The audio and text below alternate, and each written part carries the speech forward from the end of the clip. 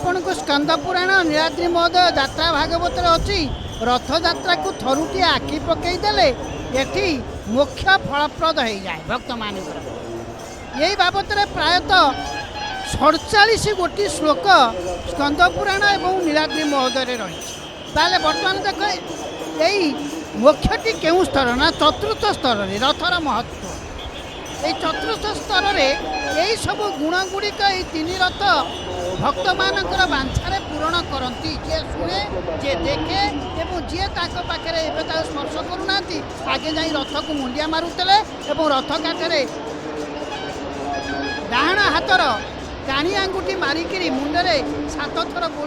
मारुले ये थिला मुख्य होबार आत्मा को परमात्मा स्थल को जीवार कारण तेणु देखो सुभद्रा रथ आमर दर्पनाश करे रोगनाश करे संताप नाश करे दैवी कूट दैवी कहले देवता माने कूट करती एटी दैवी कहले अपदेवता मानकर कूट ग्रह इत्यादि मंद ग्रह मानकर कूट को ये नाश करे जदि यही रथ सहित भक्त संपृक्त भक्त जिते बड़े जाई बलभद्र रथ को देखे छुए स्पर्श करे चिंता करे एवं भावना स्तर को आने सेते बड़े रथर देवता एवं स्वयं रथ देवता रथ कहे मुई बड़ पथ कहे बड़ ता भीतर हसुताए से त्रि हनु माकड़ माने कालिया माकड़ हसुताए करे मु बड़ रथ नुह कि पथ नुहे तेणु से भी देवता तेणु से कौन करती सुकर्षक सुफल प्राप्ति कर्म आचरण में शुद्धता क्षमता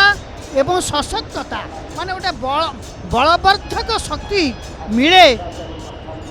नुआ प्रकार उत्पादन करने कर्षण करने चाष जमी वर्ष को थे चाष करे बुड़ी गले गला तेणु सेमती वर्ष को थे बलराम जिते बड़े आसती यही भावना दिखती तू नुआ उत्पादन कर तेणु उत्पादन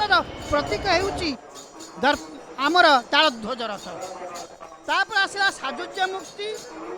पाचक नाशन दुख विमोचन भक्ति प्रीति मुक्ति शांति मैत्री समता ये षडगुण को नहीं मोक्ष प्रदान करे आत्मा को एक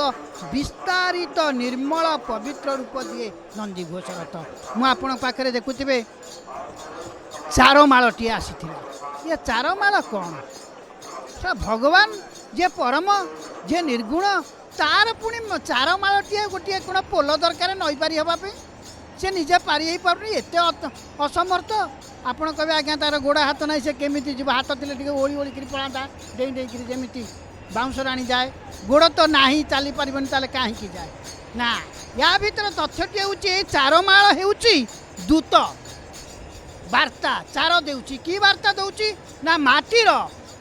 कविता से आकाश को शुणाऊ कौच देख हे आकाश माटी उपरे बर्तमान परम ब्रह्म मोर उपरे चालिकी जीवे तेणु असीम देवता